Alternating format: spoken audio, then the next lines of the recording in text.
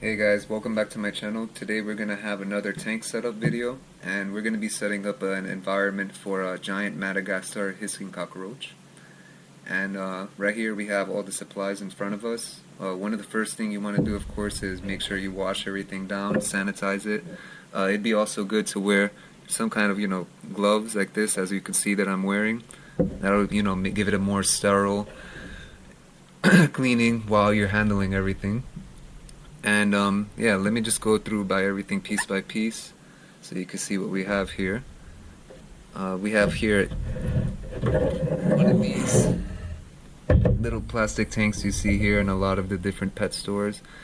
You could house maybe one or two of the roaches in here when they're small. I mean, if you have ones that are a bit bigger though, you might want to get something a little bit more sizable. But this is just fine for what we have here today. We're only going to be putting one baby Madagascar hissing roach in here today. And some of the other things we have here are the cocoa hut, which we're going to be using as a little hiding source for the roach so that it has somewhere nice and dark to hide. But you can also use something as simple as the cardboard rolls that you see inside of most paper towels, or a lot of other different things could work in your house. Just need somewhere dark so that it could hide. And we also have here two different dishes. One's going to be for the food and one's for the water. I'm going to use this one right here for the water, just so that it has a little bit more surface area while it absorbs from this sponge, so that it doesn't have any problems when it's trying to drink. And this little clear one here, I'm going to put little fresh pieces of fruit or pellet or whatever I'm going to feed it that day. And for the substrate, we're going to use this hermit soil, but it works just the same for the roaches. It's just made of coconut fiber, and it gives it a nice place to burrow in so that it can keep warm as well. But of course, if you have a nice glass tank, you could also use a heating pad. But with this kind of tank, since it's made of plastic, it would melt, so that's not really a good idea. But roaches, they're pretty fine, at normal room temperatures, as long as it doesn't get too cold. And right here we have some water, and the water, the reason this is here is because we have to use this water to expand the soil before we can use it. And I personally like to use water from the store, not tap water, because that tends to dry the exoskeleton of most insects, so it's not really a good idea to use. Of course, it's better to buy a big jug. This is just what I had laying around the house. So alright, Alright guys, we're back. I just wanted to fast forward ahead because nobody wants to see this just take up time absorbing water. And I kind of put too much water by accident, so I had to go through a whole little cleanup process. So, note to self guys, just make sure you don't add so much water, because then you're going to have a hard time afterwards. Alright, so now you can see from that little disc everything that expanded. So it's nice and moist, little coconut fibers here. And I'm just going to set it up here so it gives a nice bedding on the floor of this tank.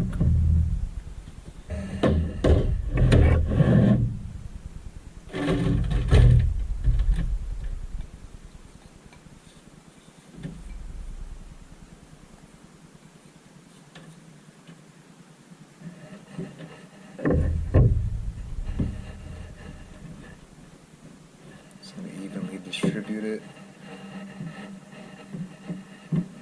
It's still pretty wet right now because, like I said, I put a bit too much water, but it'll dry up again in a few hours, or maybe not a few hours, but in a bit.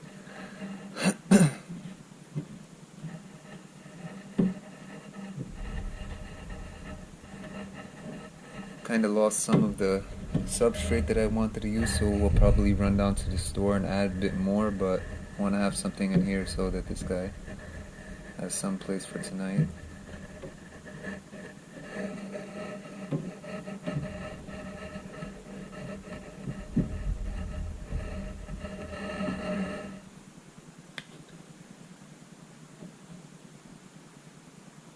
And now for the next step. Alright, now that we have the substrate in place, we just want to go ahead and put the last parts And of course we're going to be adding more substrate tomorrow. This is just a bit off, like maybe half of what we need, but we lost some of it during the process, so we'll add some more tomorrow. In the meanwhile, we'll add this guy's little hideout cocoa hut on the cocoa substrate. It's fitting. And we'll open this up here. This is the creature's glow-in-the-dark rock dish.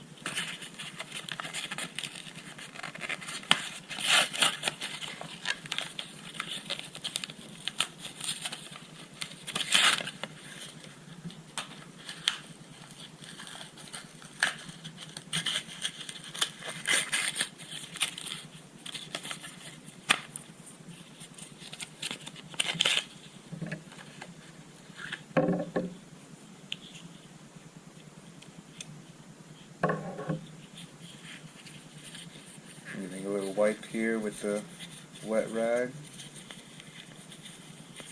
I don't know where it's been at in the factory, so it's always a good idea.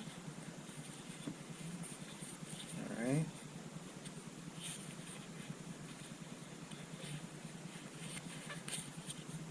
And now we'll just set this up.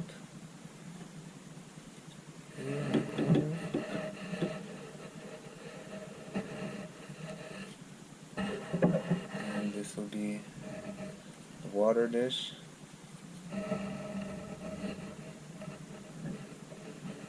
You don't want it too high because you know it's a bug. It could definitely drown.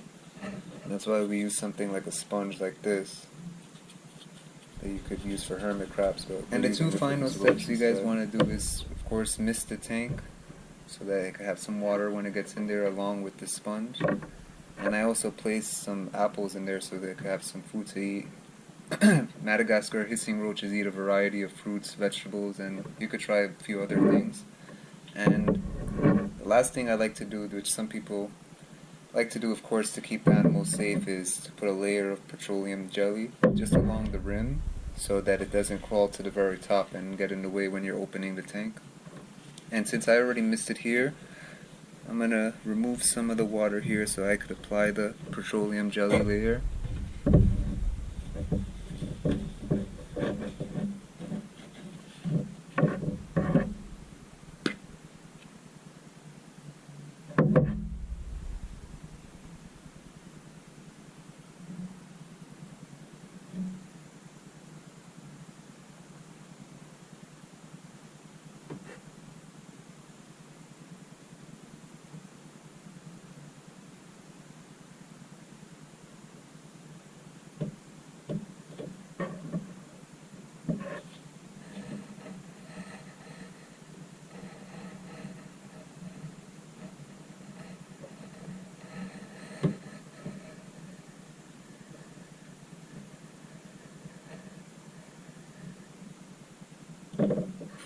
Now you don't want to put too much on the sides that it gets stuck on his legs. So I'm just making sure I put a thin layer on everything.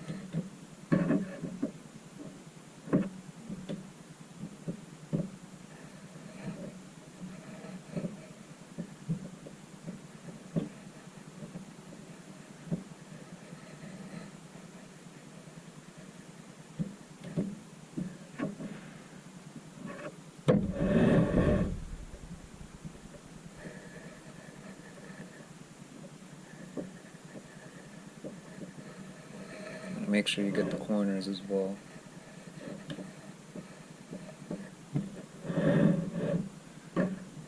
Just put a little bit more in the spot. spots that I'm missing.